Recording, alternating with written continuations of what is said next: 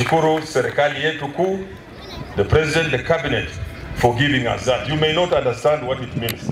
Watu wamekuwa wakitoka hapo, what it means ni kwamba sasa ile specialized treatment watu wamekuwa wanaenda Jaramogi Oginga Odinga Kisumu ama Eldoret itakuwa hapa.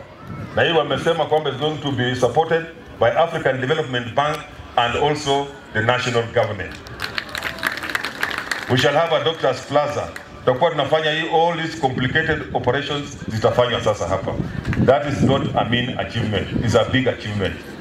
Kuna hospitali, kuna wengine wanalalamika hiyo ni yao, sisi tunashukuru ile tumepata. That is all that we can say. So we want to thank all those who put in efforts, and all the other hospitals now, Webuye, Bumula na zingine, we shall also work hard so that they can also be elevated to the next level to decongest. This one that is now going to be a referral hospital. Wabunge pia ni waulize wabunge wangu wa MCS pia. Najua tuko na hiyo pesa ya SAFE. Some of these things pia mnaweka hapo kwa SAFE, ipitie kwa SAFE, because we are in the same county. Ili tujenge pamoja ama namna gani?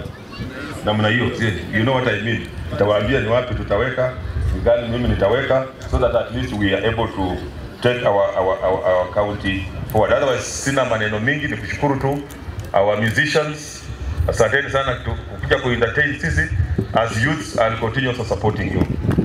Nitawashikilia wale wote washikadao na washukuru. You can already see matunda ingine, viti walileta 10,000, so wanaendelea kuweka kwa all this stadium, and the next few months the whole place will have seats and it will have a canopy. Hiyo ndio maendeleo tunazungumzia. That is the legacy that we are talking about. Mheshimiwa Kawa, nitakuja kwako kufungua hospitali, so don't worry.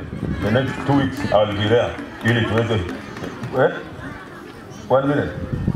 1 week nitakuja, ni 1 week nitakuja kwa kweli.